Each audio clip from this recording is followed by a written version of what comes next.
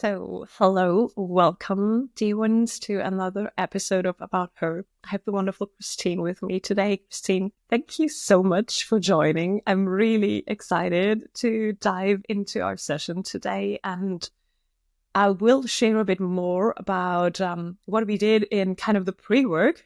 But before, I would love to ask you for sharing a bit about yourself and how you came to focalizing into the work you do now. Yeah, that's quite a journey all on its own. Which I think started with parenting. Actually, becoming a mom really catapulted me into my healing journey. And I started as a parenting coach, and then kept moving into other types of relational work, so couples work and trauma work. And then I one day stumbled across focalizing, and it was a modality that I had never heard of before. And I was surprised because I know a lot of different trauma healing modalities. And it just immediately stuck with me. I was like, that, I need that. Like, the lead trainer I had found on Instagram, and when he just led a brief practice in a reel, and I was like, wow, that's really powerful. Even this 1 minute practice. Yeah, so I trained in focalizing, which is really an emphasis on connecting to source and your relationship to yourself, which I find I've been led to this point of focusing on relationship to self before it really leading to other relationships. I feel like the work that you do on yourself helps in other relationships. So I kept kind of trying to find the root of things, and I kind of ended up here.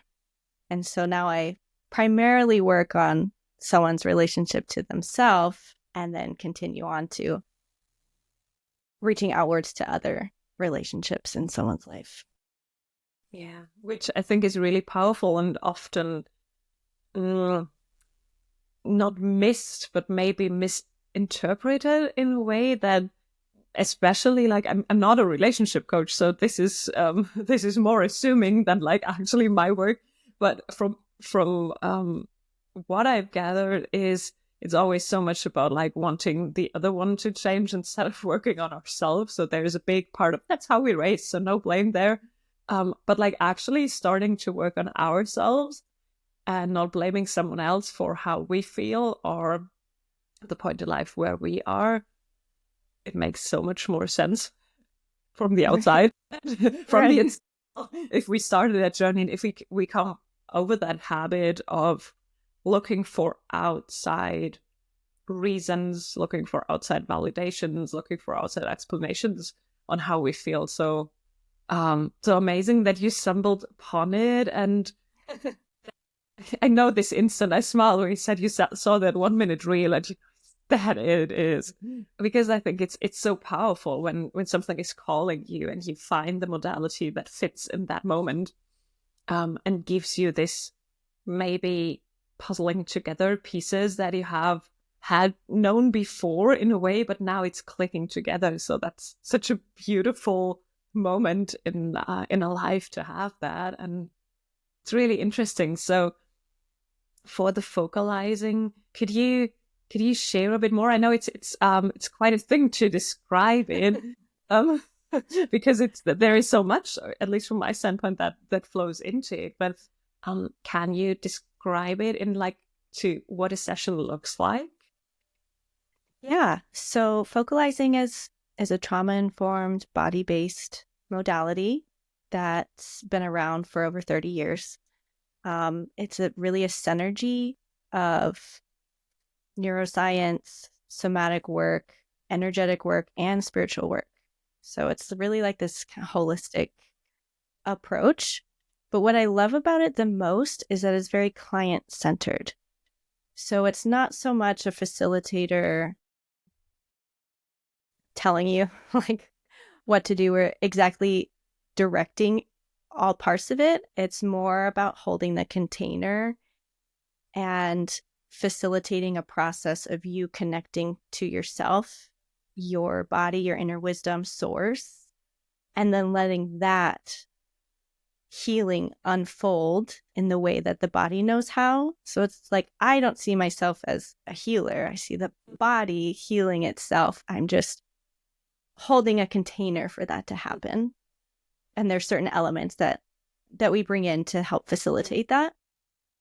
And so I love watching the wisdom of the body come out and how it knows how to unfold this healing in this very unique way. And like every single focalizing session is unique.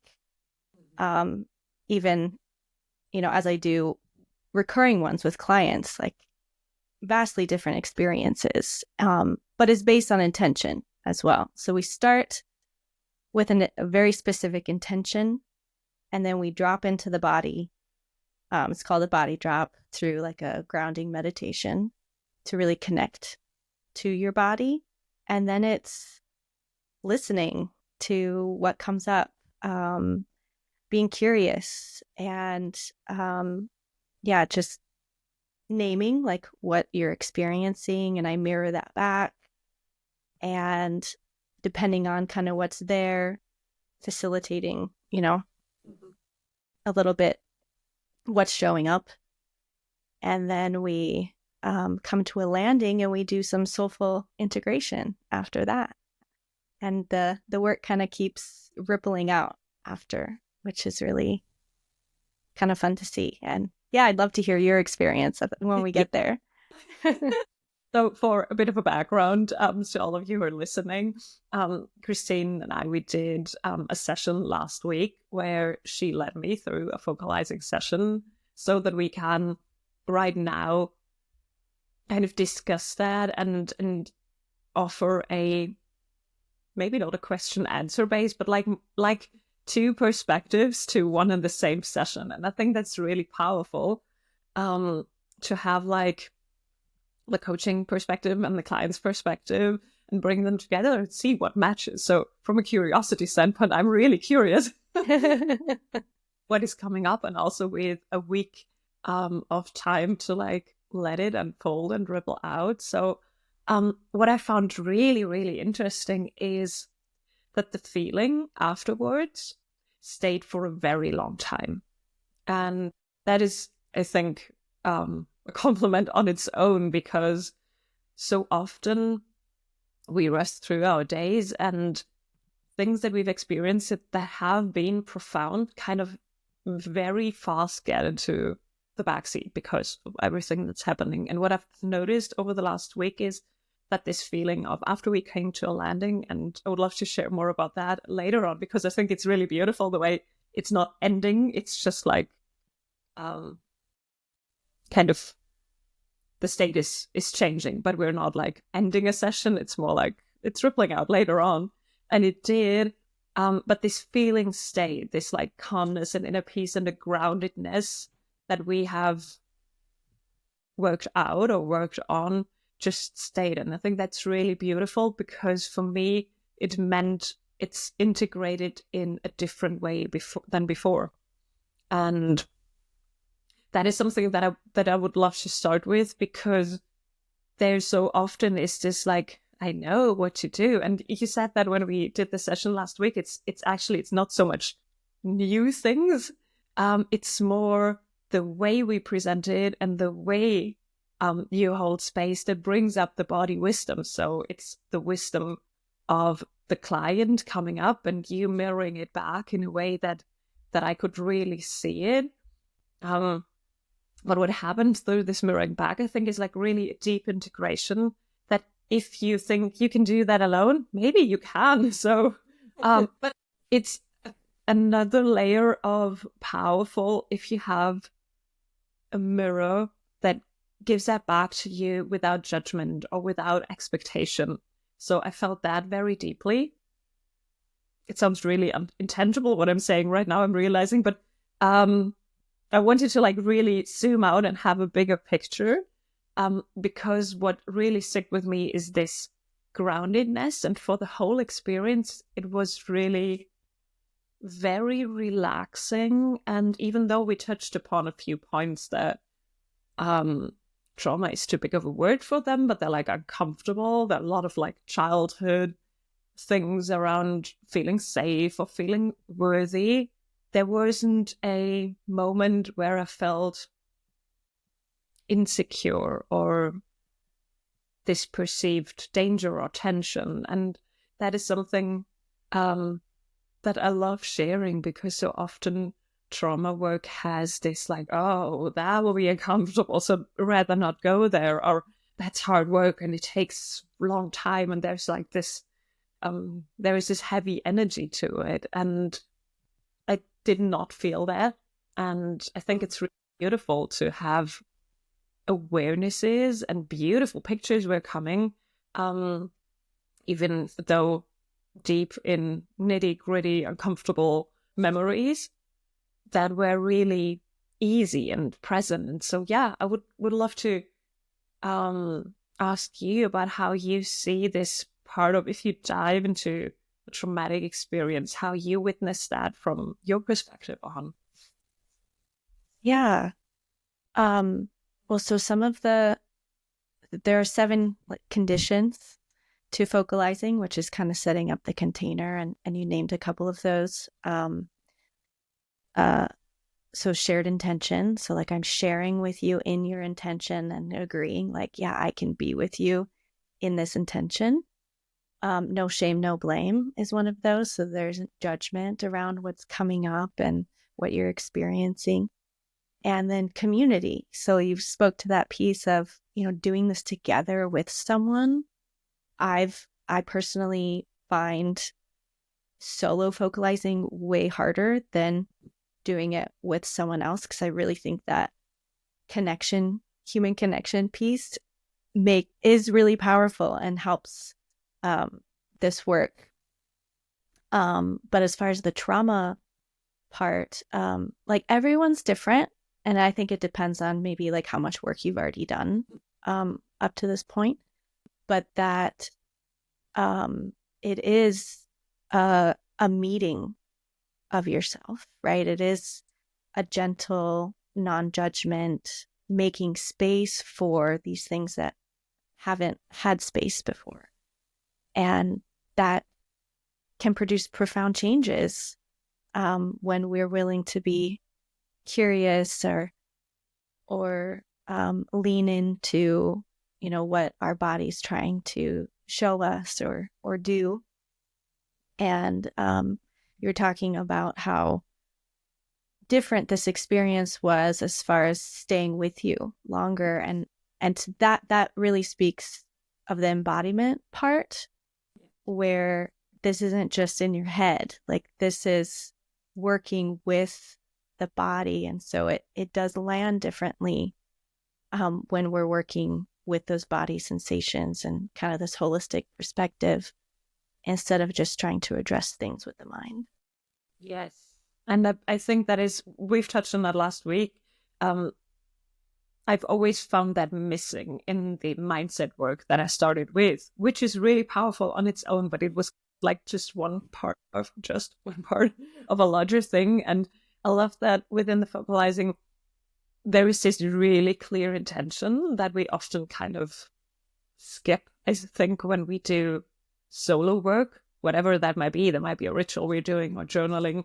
There often is no clear intention. There is just like, I want to get over it, but it's not really tangible. It's not really clear. So I love that very much, because intention can really go a long way if you kind of are present with it and like are mindful with it. But then it's the embodiment part. And for I would love to share like the way it felt for me, even though it's kind of hard to describe. But what I found is we did, like Christine led me through memories, and then we talked about like how it felt at that time, and also like how it feels when we like kind of shift or mirror back. And what stayed with me was, yeah, there was tingling we talked about like temperature changes, but there was a picture that came that really grounded me in a whole different way than I normally ground myself through the energy work that I do or the grounding meditation, because this time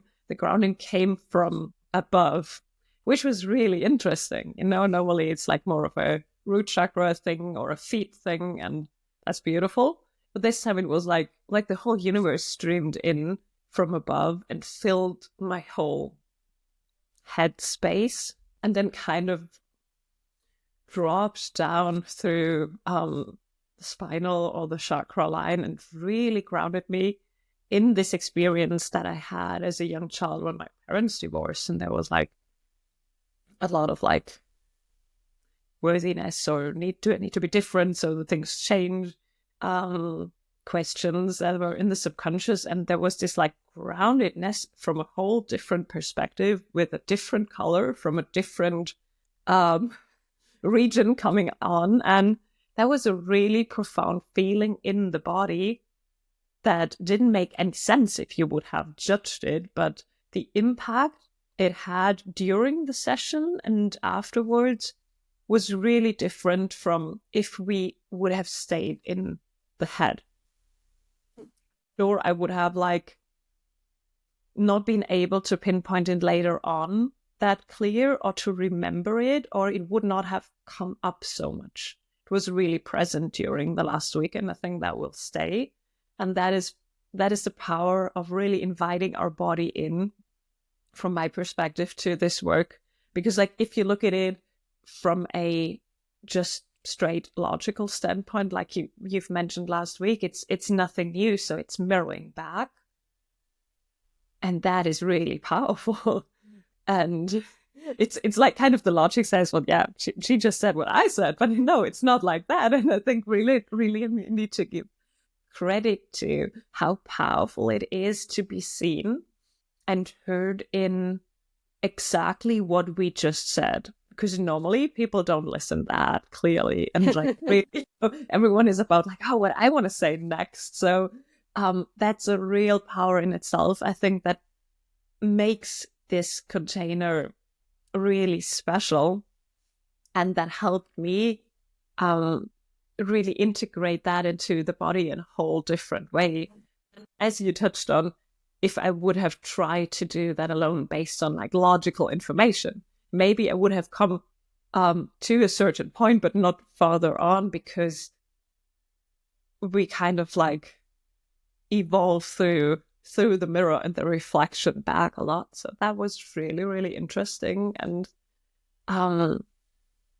really a special way of embodiment work other than the modalities that I'm working with. So I think it's really interesting how embodiment has so many different layers or experiences to it, because it's like this one word and we think, oh, okay, we embody something, but then again there are so many different ways of experiencing that.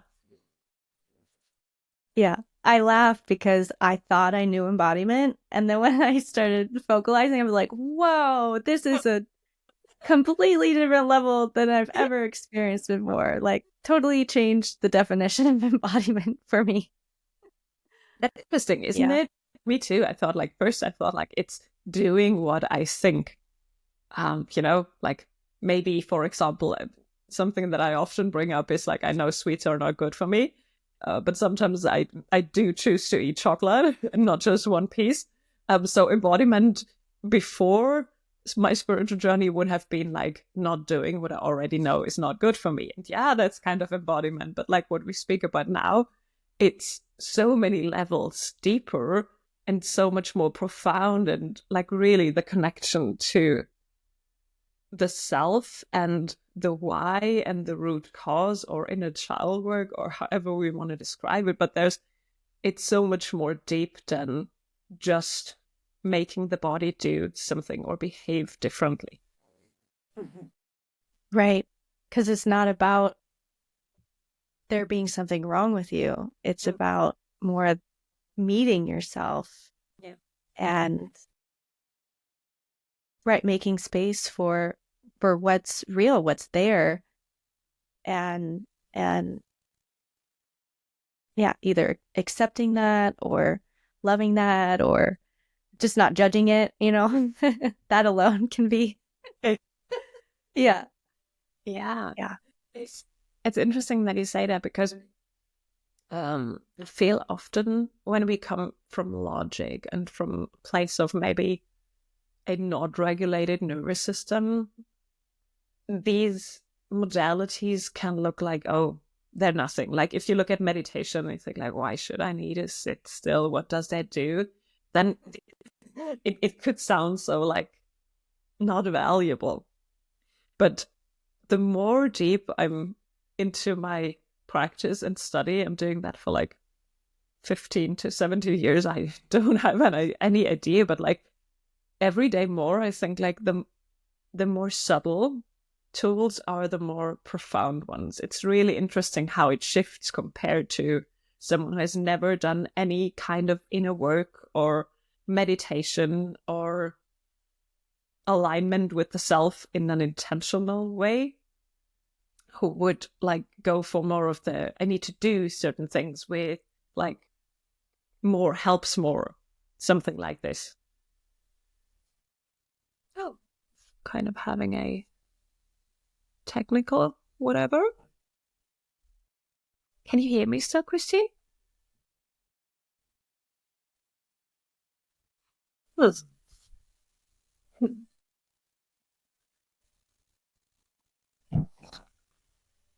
Oh, there she is. Sorry. No problem. The internet just stopped. Yeah, and that could be due to our weather as well. Sorry about that. See how that goes. You were talking about meditation, or yes. Yeah, go ahead. The what I wanted to say is that often like we don't give credit to the more subtle tools, and the more deep we are on that journey, the more, speaking for me, I realize that these profound tools have the biggest impact. So just grounding or just mirroring back, which seems like not that much, is really, really big. And I'm doubling down on that so much because I know that at least for my clients, that's often a case that it's kind of like, no, that's not helping. I need something, more tangible. That's actually totally not true from my perspective. So, I would love to know how you, maybe for yourself or even for your clients, how you're navigating this. Like, is it enough? Is this like the trust in the process? Yeah. I too find the most profound things in the simple things. And a lot of my work before finding focalizing was this art of listening, being seen, being heard. And so I love that is a part of the focalizing, and something that I've kind of been able to bring some of my own former work into.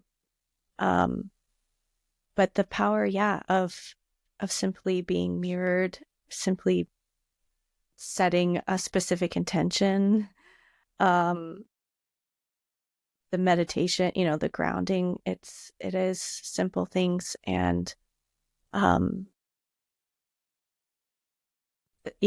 had same experience of that profoundness from there. And you asked a different question, and I'm not sure that I answered it. So if you could repeat that.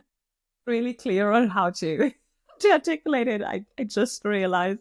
I would love to know how your clients work with that, if they are like able to, like maybe in the first session when they've never heard about focalizing, like trust that profoundness of the more subtle work, or if there's like this, okay, what comes next? What can I do?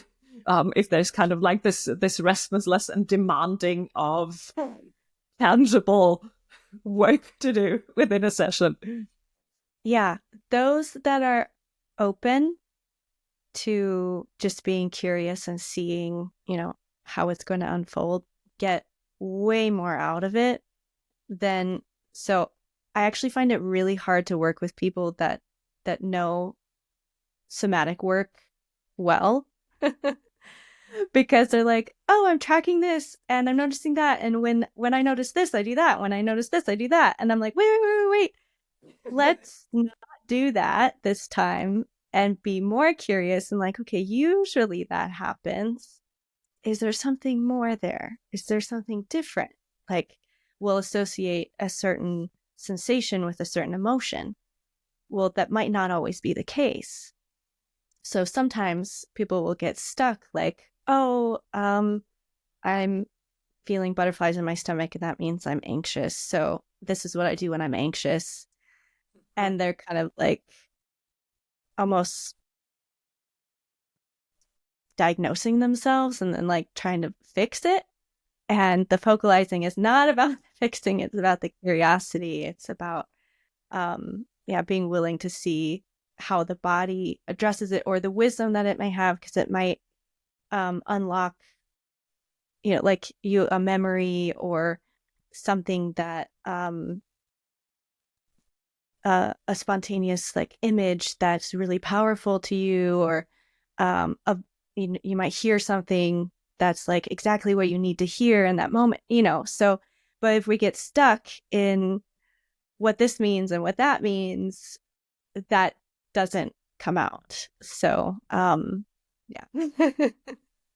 totally I can imagine that it's harder to work with someone who already has a background. And I feel it's like unlearning was something that popped in my head when you said that, because I feel it's a collective thing that it's good if we like go more into that direction of unlearning to analyze everything, to make everything logic. And especially if you already are kind of doing something similar, is not the right word, but something that is already in the healing space, then it's really hard for ourselves often. So for me too, like my clients who are healers or coaches themselves, that's always like more tricky than somebody because there is the mind running like, oh, that's what I would do, or no, that's maybe even wrong in the way that I've learned my modality. So there might be contradicting beliefs coming in, and like having this openness and curiosity and say like, okay, I try to forget everything that I know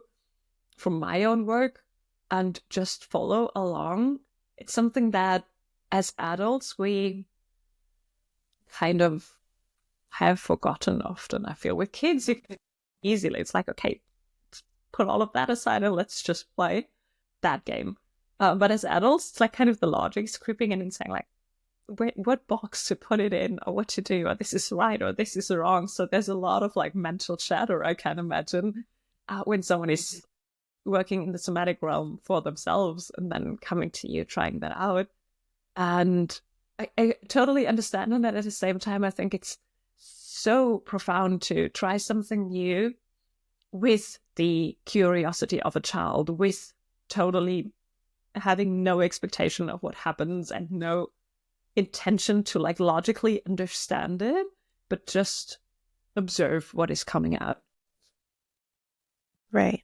And I feel like that analytical part, or the mind part, is part of integration, but it's not like in the session work, right? Not that there is never a place, I mean, people find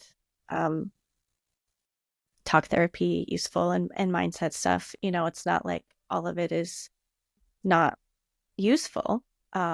Just when it comes to some of this integration, having the body and the mind together, but more after the like session part instead of like during the session. Yeah, I agree. And that reminds me of when I stumbled upon Kabbalah last year, and the person I've studied that with really clearly explained tangibly, and I love that, that we so often like, it's kind of an instant gratification of reacting to a certain impulse or reacting to a certain experience and trying to like fix it in or understand it in that moment. And he too talked a lot about like being angry or being upset was his example, that we're not reacting in that moment. That doesn't mean that we're never talking to that person about how we feel, but not in that moment, because first comes connection to yourself. And then if you kind of calm down or got your nervous system back together, then there's the question of why is it there? But you first kind of figure that out with yourself before going to someone else, instead of like reacting and shouting at someone. And I bring that up because I think it's a similar approach to say, like, let's be just curious here, and then we can do the logic work later. And you can sit maybe in the evening or in the next days after the focalizing session. You can of course like let your mind dissect everything and see why, what, and how, and do all that brain candy thing into different boxes. That's totally fine. But like afterwards, to not disturb that experience, or to like really be present in that moment. And so I feel it has its place, and it's the way we operate often. The question is more like when and not if to do that. Mm-hmm. Right. Yeah, that really happened for me yesterday. I was experiencing overwhelm, and my mind wanted to take over and like figure out what to do. And then I realized, I'm like, I am in overwhelm. This is telling me there's too much. So I need to stop thinking. Not more. And I did. I was like, I need to stop everything, and I need to take care of myself. And I noticed all this energy moving in my body. Kind of, well, not really stuck. I noticed a lot of energy in my body. So instead of going to fix it mode or planning or how do I change this, I was like, I'm just going to be in my body and let it move. And so I chose to intuitively dance about like 20 minutes, just noticing all the different sensations and how my body wanted to move and allowing that to happen. And there were moments where I cried, and there were moments where I laughed and then smiled and was sad and was joyful. Like I moved through so much just in that 20 minutes. And afterwards, it was like, there's nothing wrong with me. There's nothing wrong right now. There's nothing wrong with me. And it all just kind of dissipated from that point. And I was like, oh, really what I needed was, I wasn't making space for me. I wasn't making space to feel. And then I did that.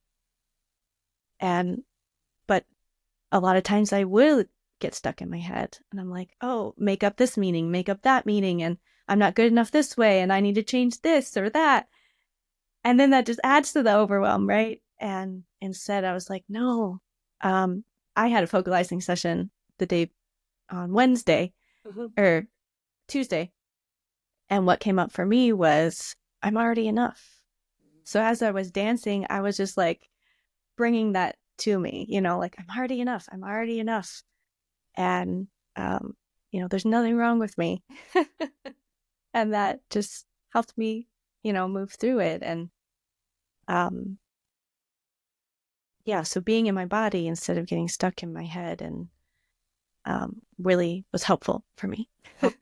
Yes, thank you so much for sharing. I think that is something a lot of the listeners, and me included, can really relate to, because this overwhelm, when it comes, it's like a really big wave, and we tend to try to solve everything logically and like be in our head and take out the planner or do whatever, or even dissect it into, that's a limiting belief and that's how I need to change affirmation, which has its place. I'm doing that too, and it's really a valuable tool, but not in that moment. And I love that you shared how many emotions came up during you holding space for you and letting your body move in the way it wanted to move. Because if we just imagine that you wouldn't have done that, all this energy, the laughing, the joy, it was shorter this time. Oh, what I wanted to say is, like, this, all this energy would have been stuck inside your body. So you kind of like released it by feeling the laughter, the joy, the worry maybe, and the smiling and everything that just came. So you kind of released all of that intentionally through the wisdom of your body without needing to just move your brain and have the body kind of normally we're quite tense for well, so it's really good to do the opposite. And I feel often it's like us not even being able to connect to that idea of, oh, instead of planning and like really going into tense mode and control mode, actually, we could just move our body or go for a walk. But if we're in overwhelm, we think we don't have time for that because there's already so much going on. So it's doing the opposite of what maybe your initial reaction is. And I feel the moment we are powerful enough to grasp that, that's a real shift. Yeah. And you're right, because I was supposed to be working. Like, we've had weather stuff and other things come up, and a lot of my work time has been impacted because my kids have been home more, and I feel this kind of backlog of stuff. And so I'm like, oh, this is my dedicated work time.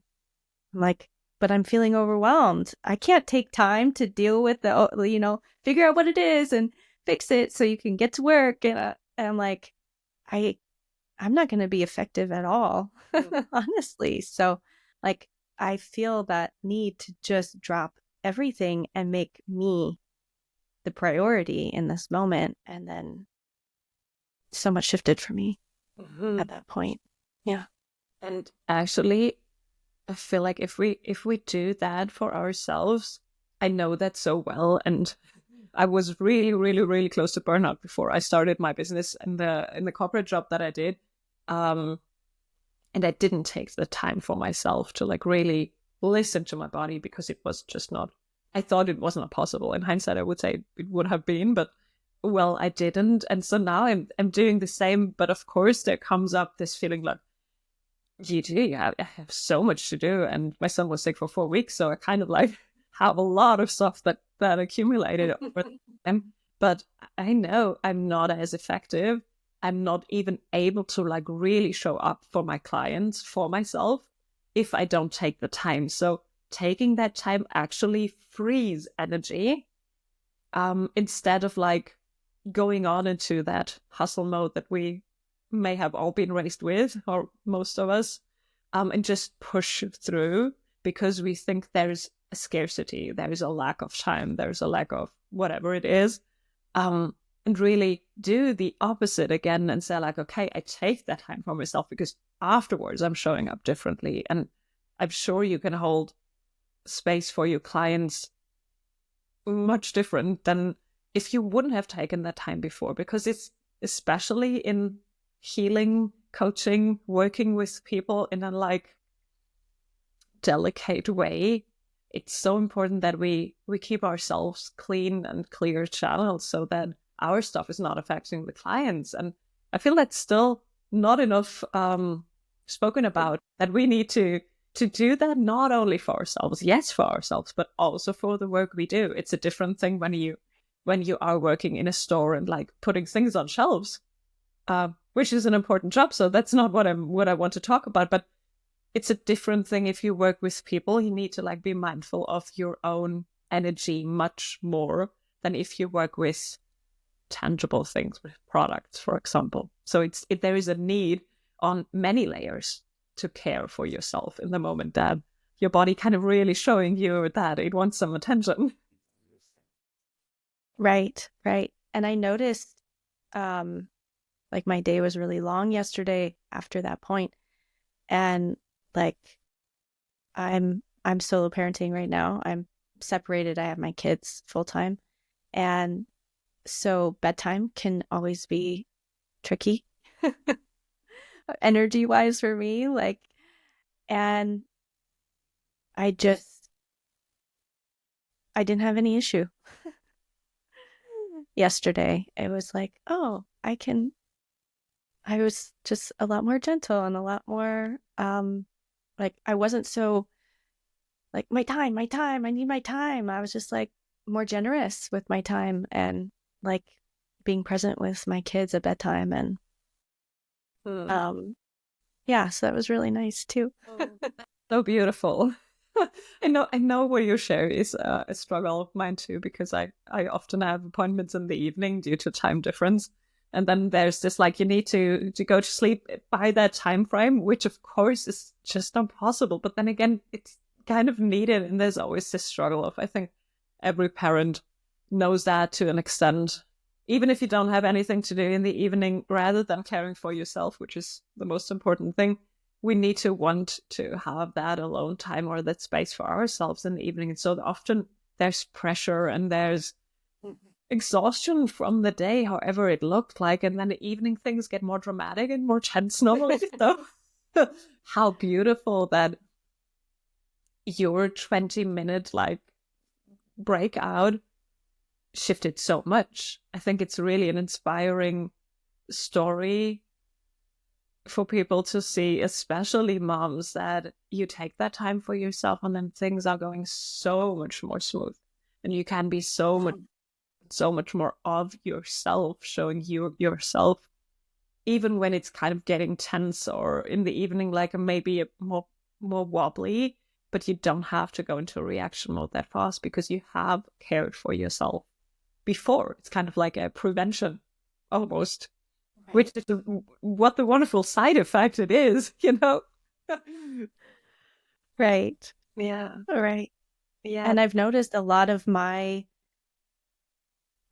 pressure or when I'm irritable is because I haven't taken the time for myself, or I'm very under-resourced. And there's times where it's like, oh, I don't have time for that. It's like, but then everything else suffers. Yeah. So, yeah. That's an interesting point. And it's especially interesting because this came up, I think, 4 or 5 times in the last weeks within my session. This, like what you just touched upon, is like this, I don't have time to care for myself because there's so much other stuff going on, caring for the family, the job, maybe a health thing, or just organizing life. There's always very much to do. So I think we can agree on that. And then we often like kind of sacrifice our self-care. And the question that came up within the last week within my sessions was often like this: why? How have we learned and accepted in so many of us all over the world very differently, but then again not, this like, oh, I can only take time for myself if everyone else is kind of happy. This like pleasing others before we please ourselves, or caring for others before we care ourselves, is something that I found really deeply rooted in so many women from so many different backgrounds. And it's kind of a heavy energy when I think about it, that we go to that as an initial reaction to say like, oh, I don't have time to care for myself now. But then again, if we make the shift like you just described by dancing yesterday, how different the impact is on all areas of your life. So, but it's an unlearning of that old structure that we have been raised with, or that we have kind of taken on from the collective, and really saying like, that's self-care is for me, but also it ripples out to everything that I touch, and therefore it's even more important. Exactly. And that's something I've been working with for years. Still comes up, but it is that it's so hard sometimes to break out of that, putting other people's needs ahead of mine. But then I have to like ignore the reality of how that impacts me and everyone, it's like I notice such that big difference in being calm at bedtime. I'm like, this feels so good to me and to my kids. Why wouldn't I want more of that? Yeah. Why do I somehow downplay it like that's not important? Yeah. So actually I feel it's a very empowering thing to think like you caring for yourself has this big of an impact on every area of your life. Yes, on your own, also on your family, also, of course, on the business part or whatever work relationship we're in. So, and also on I feel like on our spiritual connection, if you wish, or on our studying, however you want to connect to something greater or more wisdom. So there's no area that is not touched if we care for ourselves. And still, like you said, me too, I'm working on that for years. And sometimes I kind of fall back into all the habits of thinking, what is it? I know so much about it. What is it? And then again, if I do, there's the benefits or the results. It's amazing how much of a shift it is. And that is something that I think we cannot speak enough about, to inspire other women to make that shift too, even just sometimes, and then see how that feels and really reflect and reevaluate on how different the normal daily nitty-gritty stuff can be when you have taken the time, and how much less blame there is and for others, or for not having time or not being good enough in whatever situation, if we have nourished our own soul. Yeah. And what you said there was, notice what it feels like. Mm-hmm. Which I think, again, is another thing that gets bypassed a lot, is like, we might notice things in our mind, but when we have that more embodied perspective, like, oh, notice what I feel like when I do this, just kind of adds another layer, I think. Yeah. And a profound one, because as we are so often in the mind, we kind of like, it's a disassociation from the body so often, even if like we're born into this kind of container here, so it has some importance, I think. That's obvious, but still there's so often like, okay, well, I'm not feeling well, but still I do. Or I've eaten something and afterwards I'm not feeling good, but still I do it again. Or I work in an environment that gives me very much tension on my shoulders, but I still do it. So often we don't feel into the body, and maybe even out of protection, because if we would do, things would need to change. So I feel there's often a protection mechanism why we don't look or feel into that. But it's very interesting that there's so much mind reflection work going on, so much dissecting the thoughts, but not so much feeling into the body and really see like, do I lean forward? Am I like kind of in a nervous state, or can I like really relax in a situation and really feel calmness? How do I feel calm? Which is so important and so profound on our day-to-day actions, if we do ask. Yeah. And I feel like that is missed a lot. It's easy to kind of sweep over it, or even because like I have reminders on my phone to check in, like, how am I feeling? And there's times when I'm just like, oh, I'm fine, and I just kind of like, but it's like, no, really, how am I feeling? Yeah. There's the admitting to ourselves even, isn't it? That sometimes we get. Yeah. Or don't take the time to really like it's more of like a mind thing, like, okay, I'm feeling good, or I'm tired, but not taking 10 more seconds to like maybe notice a little more, feel into it. Yeah. Which doesn't take long. I love that it's short. It could be like really 10 more seconds or maybe a minute or something. You don't have to go into half an hour meditation, which you really might not have time for, especially if you're a mom. But even that extra 10, 20, 30 seconds can bring you so much awareness that it's so worth taking the time to really check in with yourself. And I've talked to another woman this morning and said the exact same thing, but still, it's the energy is still there. It's like, how would society look like if we could teach that to our children in school, to check in with themselves, to check in with their feelings, to maybe learn about meditation or reflective work early on in our lives. I think it's like we are doing so much like deconditioning and unlearning, and of course we're trying to tell that to our children, but on a like larger scale, I imagine what a beautiful place would be if we could just have that as a collective awareness and practice within normal, let's say, school life or work life, where that would be like really an integrated part.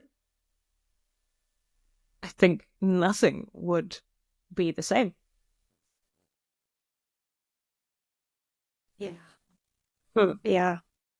And allowing for the needs to be met too. Like we have this awareness, and it's like, oh, I need to move my body.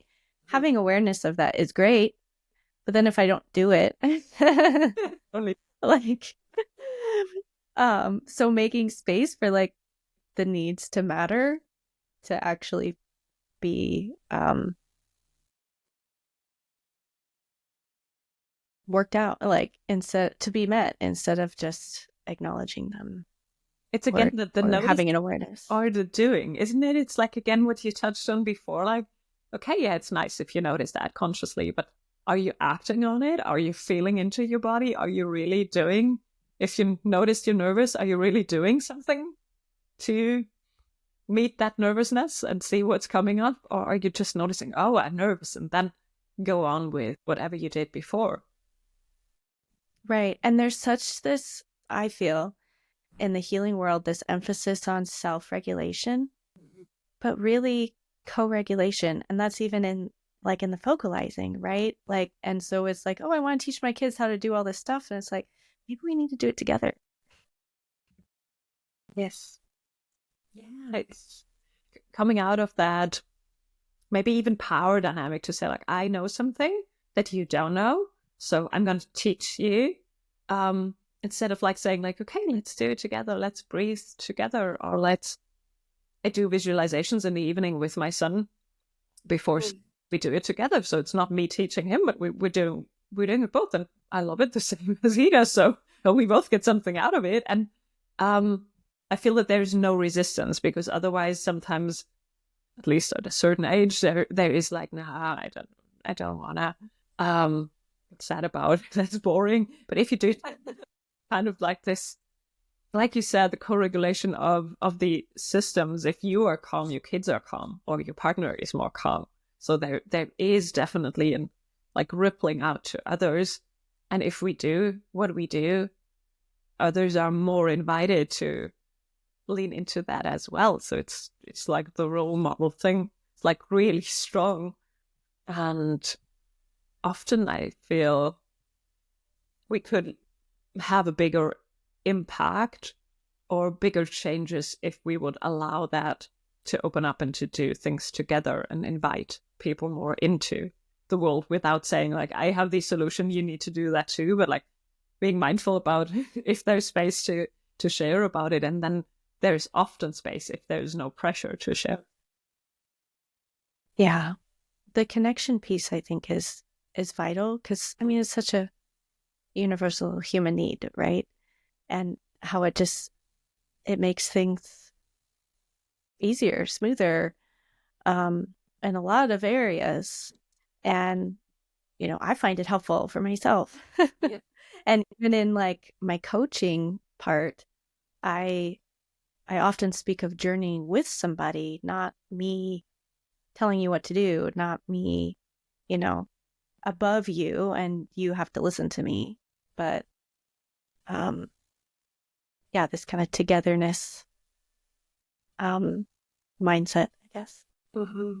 That's beautiful. Something I think applicable to all areas of life. The togetherness is really, it's so beautiful to like being on the same level or seeing each other as equal, instead of like having this like, I have the solution, you have the problem mentality, because we can always learn from each other, and it's always a beautiful journey for everyone involved if there's an openness and a curiosity, which we started with. So I think it's coming really full circle to say like the moment we are open to connect and to see what comes up, there can be like really profound changes that don't need to be only logical or mind-based, but that can really integrate because we're kind of connecting with the everything in the moment. We are connecting with something outside of us. So there's really a bigger picture in there. And I think it's beautiful to like guide people on the journey or invite them on the journey and then see what reflects back and forth between the one who coaches and the client, and like, or how we do in different like modalities. But there's overlap, and there is like so much like-minded connection that we can learn from each other. And I think that's just really beautiful to experience life that way. For sure. Yeah. Wow. Thank you. That feels complete at the moment. Thank you so much. This was really lovely to experience last week, and now to like speak about it again. And I hope more people try it out, because it's really, there's so much to be found within ourselves that kind of already wants to be discovered. So for all of you who feel called to look more into that or try it out, if I remember correctly, you're doing online sessions as well, so people could. I will link your contacts below. Could contact you and learn more about your work, and see if there's, if there's, sometimes there's this, like you said, when you were discovering it, it's like, oh, I want to try, which is just such a beautiful like body response to it. So yeah, I hope some of you try, because it's really a beautiful work. Thank you. Thank you for having me and inviting me to share. For your time and energy and wisdom. It was a wonderful experience to speak with you and to experience that session. Really, really profound experience. Yeah, it was really beautiful for me too. And it's